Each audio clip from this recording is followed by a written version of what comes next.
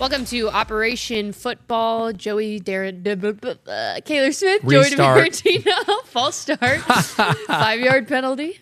Ease. Sorry, Kayler Smith, Joey DeBerardino. We just wrapped up week 5 of the high school football season. Saw some exciting action around the area. Heading into week 6, everybody should be firmly in league play now. GCL was the last one that hadn't played a league game yet, and they are starting this week. And that's actually where we're going to start in the GCL. Our game of the week in week 5, Alter against Bellbrook, a game that going into it we thought would be pretty evenly matched, Joey. Yeah. Ended up not being evenly matched at all. No, it was not what we expected at all. And you know, it's obviously hard in high school football. There's, you know, so much, you know, differences between these teams, so many similarities. Anything can happen any given Friday night. And, I mean, we saw just Alter kind of dominating. You know, Kayler, I know it wasn't the most offensively exciting game. A lot of punts that you saw, but it was really the Knights from start to finish. Yeah, it was all night long, if you will.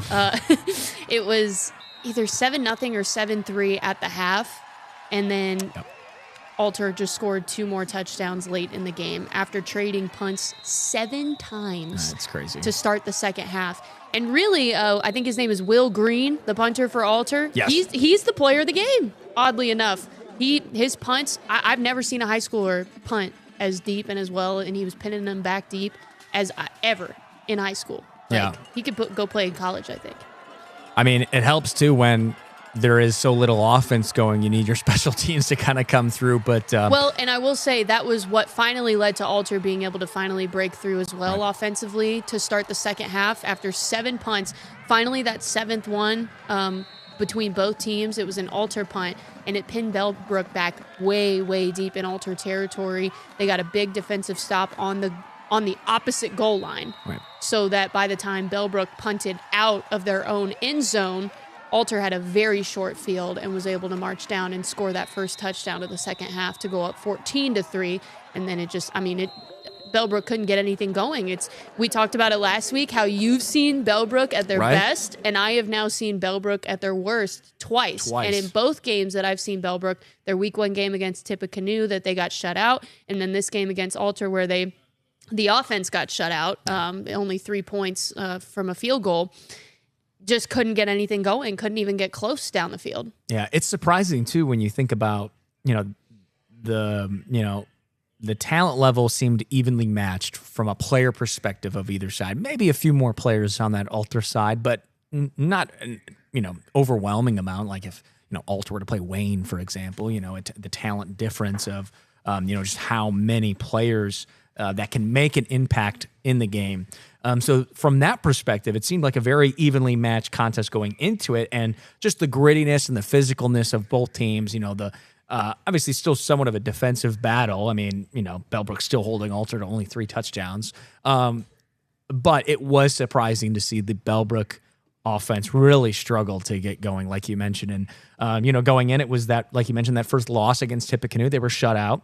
They took out all their anger on Bell Fountain, 34-0. They won. Followed it up with not that bad of a loss, but 31-14 to Valley View, a very good Spartans team. But okay, you bounce back 41-0. You take down Chaminade Julienne. So you're thinking, okay, they're 2-2. All right, they're coming in here, going on the road to face Alter at Miamisburg, and it's going to be a dogfight, right? It's going to be, who can make the least mistakes. It's going to be not as much punting as we saw, and both teams are going to really maybe struggle to find that rhythm because the defensive play is going to be, so tough. And you heard it throughout practices about how much these two schools and these teams and these players don't care for one another. And it's turned into a pretty bitter non-conference rivalry. So the result not kind of matching that energy kind of we felt about the game going in, but it is how high school football goes. So yeah, Bellbrook falling to 2-3 now on the year, and Alter improving with their 3rd win. They're 3-2, and they go on to now start GCL play on the road at Bishop Fenwick next week. For the rest of the night's schedule, they host Carroll, then McNick, so 2 home games in a row. Funny enough, they'll host Carroll at Bellbrook High School because interesting. Alter doesn't really have their own field. They kind of share with Fairmont Roush. Roush is obviously more Fairmonts than Alters. So they play kind of in the region between kind of rotating between Roush, Bellbrook, and Miamisburg. Yep. So and then they hit the road for their final 2 weeks at Baden, another tough game there, and then at Chaminade-Julienne. So you're thinking there's potential for 3 more wins there for Alter, which would absolutely make them a playoff team. And kind of looking to get back to that regional championship. Now as we have to start thinking about that. Funny enough, now entering week 6, it is, and teams are no means thinking about playoffs yet, but you have to consider where you're at to some degree. When I talked to Alter last week, they were thinking about it because they're now in Division 3, and so a win over Bellbrook would have been important. No, those points matter. Also in Division 3, they've got those points from beating Division 1. I was thinking 6A. I was still thinking Texas. Texas, yeah. Division 1, Fairmont to start the year, so that got them several points as well. So it is something that they're thinking about right now. I mean, we've heard it all throughout the season. Yeah. These coaches seem to have stacked their non-con schedules with the intention of, thinking long-term with playoffs. Division 3, also Tippecanoe, same situation. They stacked their non-con schedule early. Bellbrook, same situation, just hasn't fallen in their favor every week. Right. So, yeah. Yeah, I mean, it's and when you look at Alter and Bellbrook, too, they have a couple of the toughest non-conference. Maybe Bellbrook a little bit more because they started with Tip. Then they had Bellefontaine. Then they go on the road at Valley View. They have Chaminade-Julienne and then Alter. So they're sitting at 2-3 right now. But the rest of the season is pretty optimistic, though, for the Golden Eagles when you look at who they have left. They have a 2-3 Edgewood team coming up here in week 6. They're coming back home, rather, at Miami Valley South Stadium for that one. Then they hit the road to Franklin, and these are all swabble games from here on out as well. So hit the road to Franklin, who is 0-5. They're still looking for their first win. So probably 2 wins there now for the Golden Eagles. So they're back to a winning record at 4-3. And then taking on a 1-4 Monroe team right now. Obviously, we don't know what they'll be come week 8, obviously, or week 7 rather. But and then their next probably tough test will be Oakwood in week 9. As of this recording, Oakwood is 5-0. And it's we're going to get to them a little bit later, but the Lumberjacks have really surprised this year of being not only a very solid team this year, but an undefeated team. And so that will be a tough test. And then they close at Ross. So obviously Bellbrook is not hitting the panic button at 2-3 right now. They have plenty of chances for winning, and playoff football is still ahead for them. So we'll expect them to bounce back. And as well as Alter, hopefully to continue build on this. As we mentioned, they have Fenwick and Carroll in their next 2 games. So Dom Seitz and company kind of looking to build off that.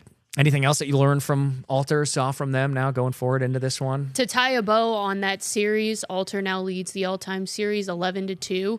And even though they consider themselves rivals, this year was only the 3rd time in the last 15 or so years that those two teams have faced off. And it's been all 3 years consecutive now. And they've now traded back and forth every year once again. So Alter won the first matchup in 23. Bellbrook won last year in 24, and now Alter is back in the win column in that series in 25. So continues to be a competitive series.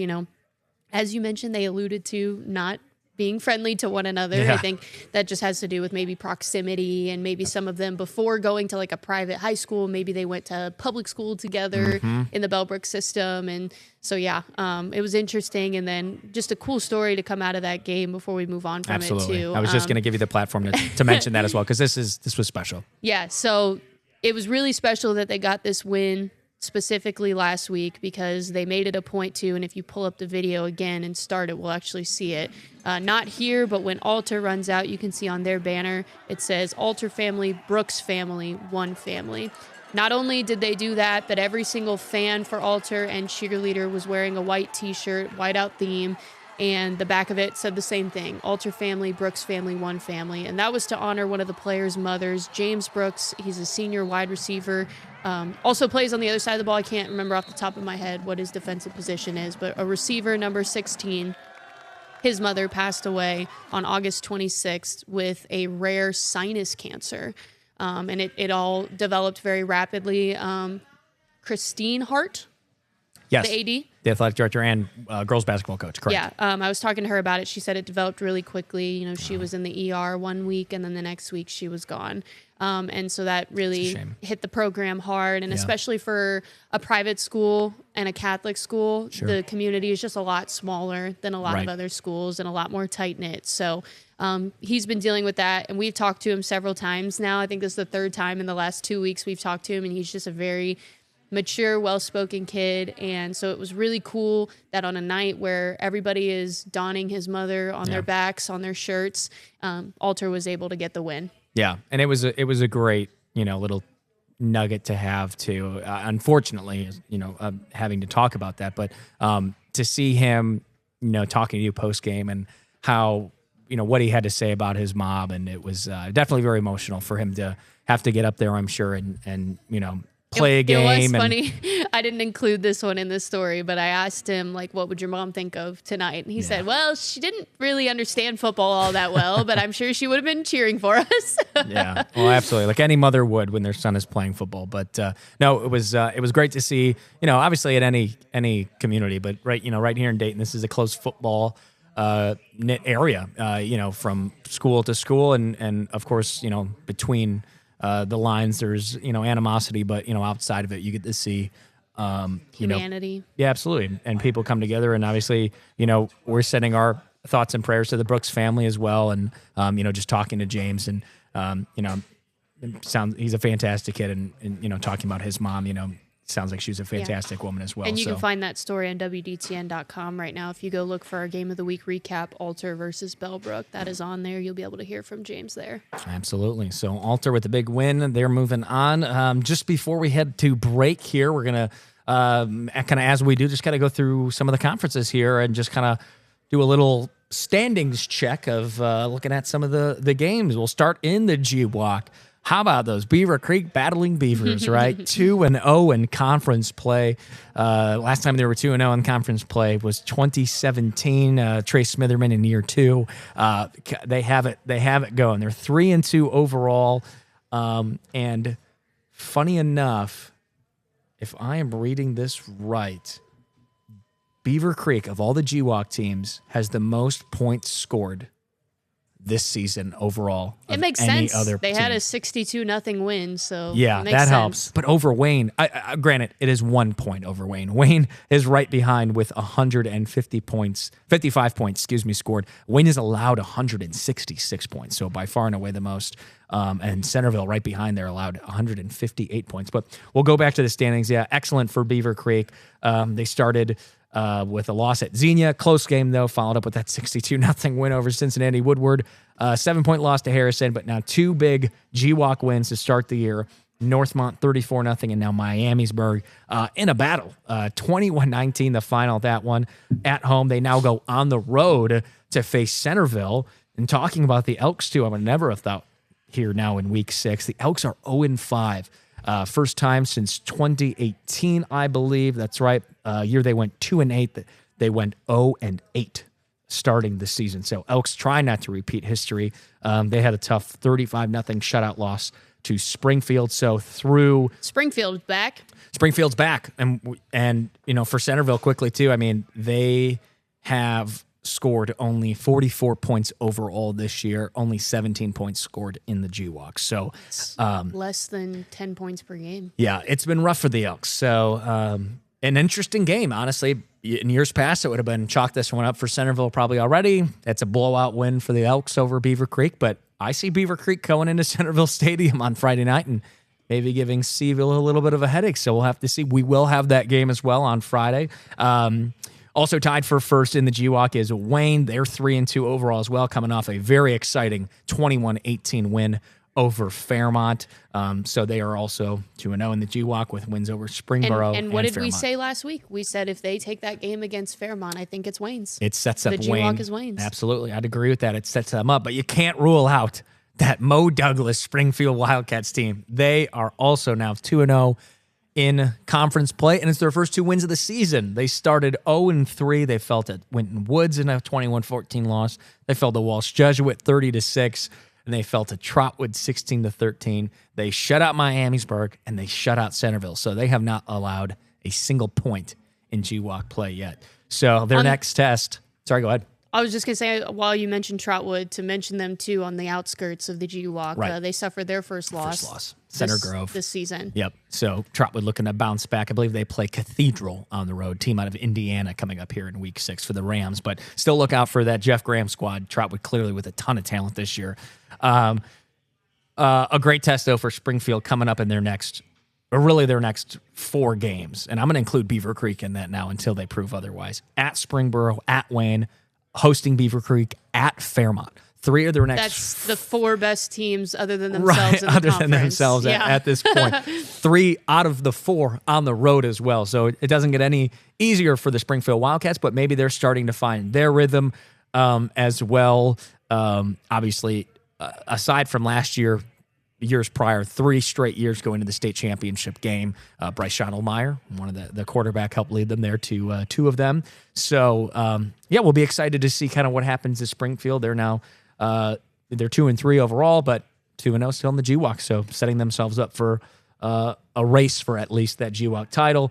And then following up, it's Burrow at 1-1 in the conference, 3-2 overall. Fairmont 1-1 in the conference, 1-4 overall. Miamisburg 0-2 in the conference, 1-4 overall. Centerville 0-2, 0-5. Northmont 0-2 and 0-5. It's so surprising to me to see Centerville down there like that. Switching over to the MVL, it's Tippecanoe and Troy tied still for first in the Miami division. Tippecanoe 4-0, Troy 4-0. Tip, of course, still undefeated at 5-0 overall. 199 points scored, 20 points allowed for the Red Devils. Still 20. Oh, my gosh.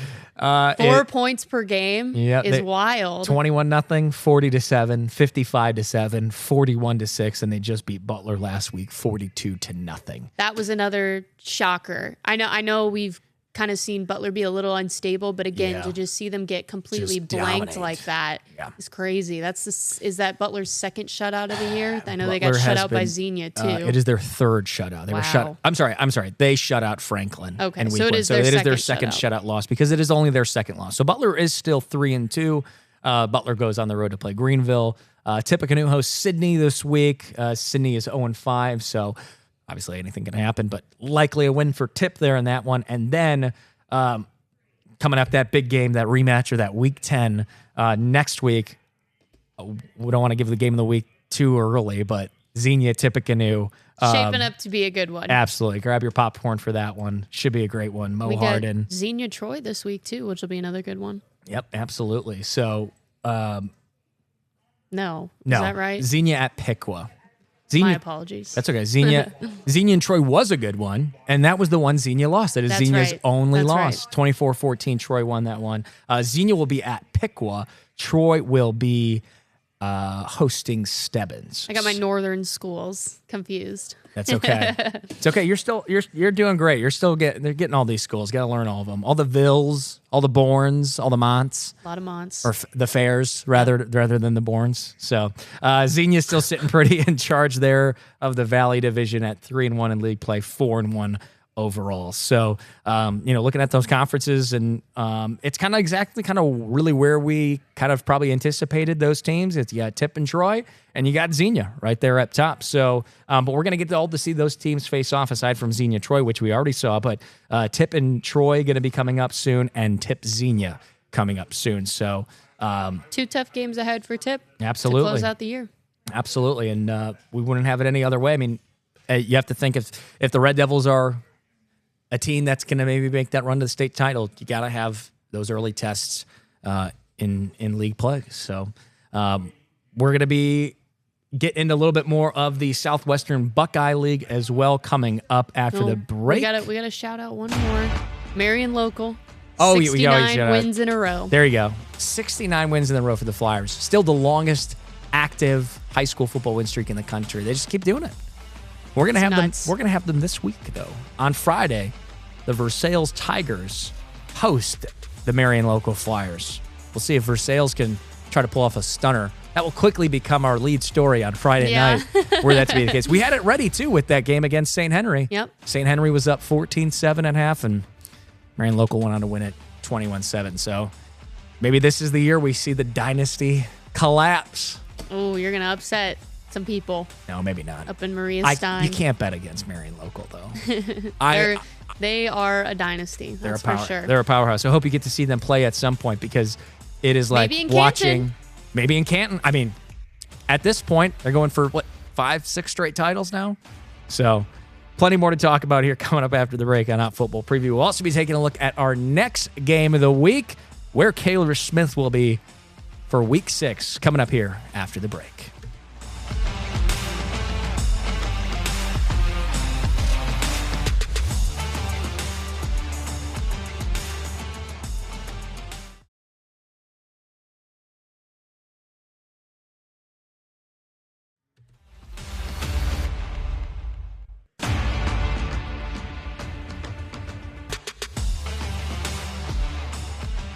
Welcome back to Operation Football. I'm Joey DeBerardino. Kayler Smith was with us for that first block, but she had to run off and go do some important sports coverage here. So we're going to quickly wrap up the end of this show. And, we were mentioning our game of the week from last week didn't go as expected. Bellbrook falling 21-3 to Alter. Big win for the Knights. But looking ahead for this game of the week, where Kayler will be for Week 6, it's going to be Oakwood at Valley View. The Oakwood Lumberjacks are 5-0 for the first time since 2017, starting a season off incredibly strong. Second year, Jay Lane commanding these Lumberjacks, and they're looking every bit the part.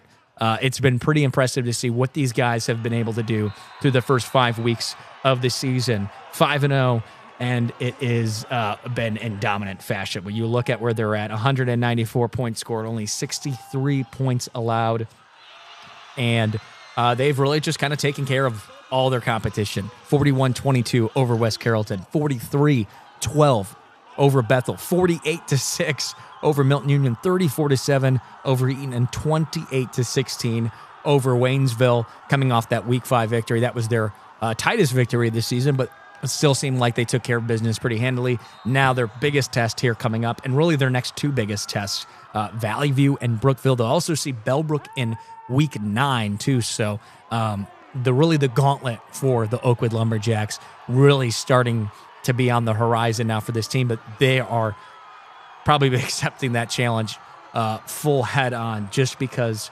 of how good this team has been. And it's been so exciting to, cheer on a team that has typically been down. Oakwood has struggled with numbers. They haven't had, exciting seasons to, remember by, and just going through it. Last year, 2-8, 2023, 4-7, in the postseason, but blanked by Trotwood Madison right away. 2022, 3-7, missed the postseason. 2021, 4-7, 44-20 loss to Eaton in the round 1 of the postseason.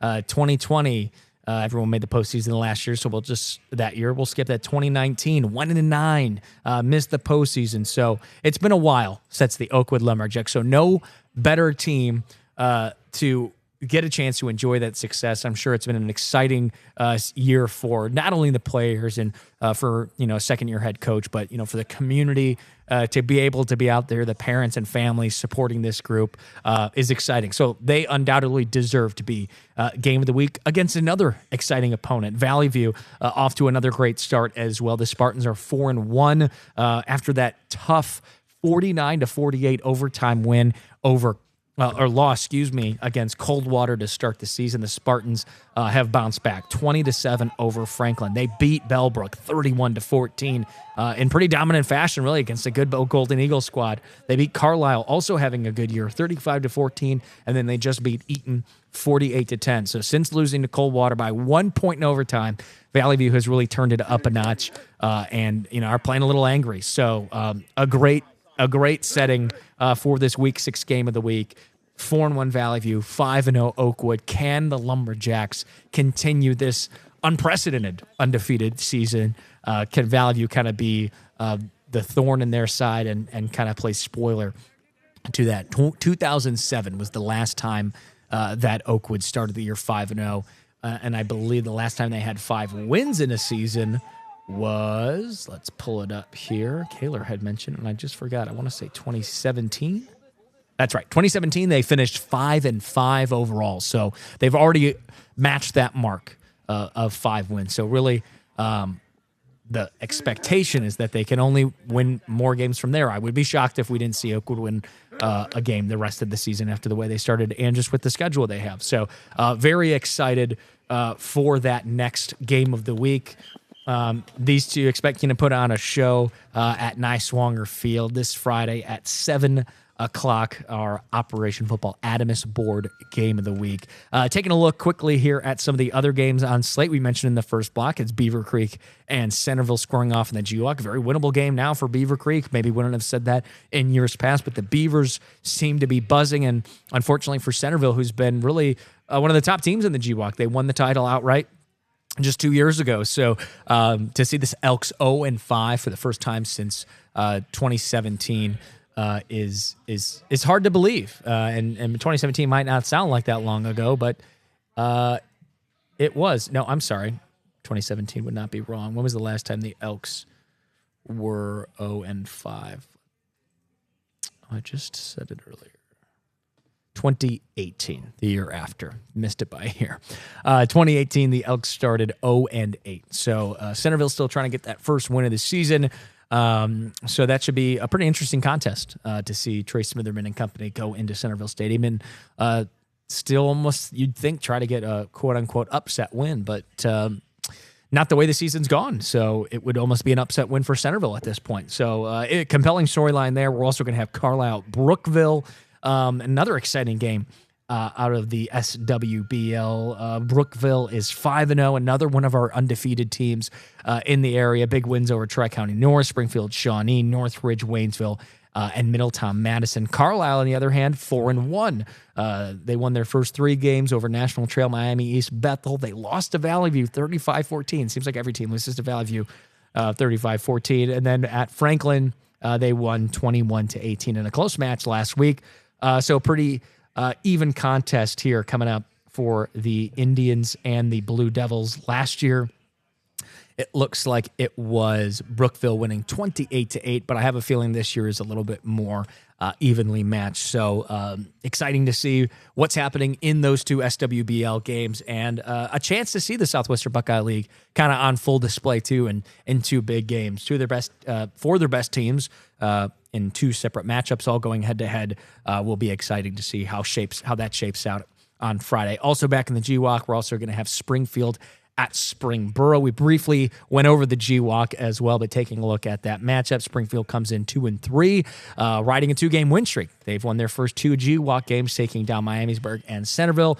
Springboro got back into the win column, beating Northmont last week 35-7, but they are 3-2 overall. They suffered a loss to Wayne in week 4 to move to 1-1 over in the GWAC. So this one at Careflight Field in Springboro should be a pretty good game. 2 high-powered offenses, like to air it out, a lot of speed on either side. We'll also have Fairmont and Miamisburg. So 3 GWAC games on the slate this Friday night. Fairmont coming in 1-4 overall. Miamisburg also 1-4. So a battle of 1-4 GWAC teams. Fairmont, though, is 1-1 in the GWAC. Miamisburg is still searching for that first win. Fairmont fell to Wayne 21-18. That was a very exciting game. Fairmont, that game was tied 7-7 going into halftime. Wayne kind of turned it up a notch in that second half, but Fairmont still scored in the fourth quarter with a minute left to make that game a 1-possession game and make it interesting, but the Wayne Warriors held on. Meanwhile, Miamisburg, since they won their opener against Chaminade Julienne 34-0, they a 10-6 loss to Dublin Kaufman, 10-0 loss to Hilliard Davidson, 37 loss to Springfield, and 21-19 loss to Beaver Creek. So outside of their 37-0 shutout loss to Springfield in week 4, it's been all really close games for the Vikings. So they're looking to kind of get over the hump of those close games and maybe pull off a stunner over Fairmont. We're also going to have Marion Local versus Versailles. Marion Local, 69 consecutive wins, the longest active win streak in high school football in the country. Versailles Tigers looking to play spoiler in that one, but a very good Versailles team coming in 4-1. Marion Local, of course, undefeated at 5-0. We're going to have all these games and more, all the highlights and scores for you on Operation Football at 11 o'clock on WDTN. And then, of course, tune in for all the highlights and scores online and on social media. And we'll be right back here next week. You join myself and Kayler Smith for another Operation Football preview in Week 7. Till then, have a good one.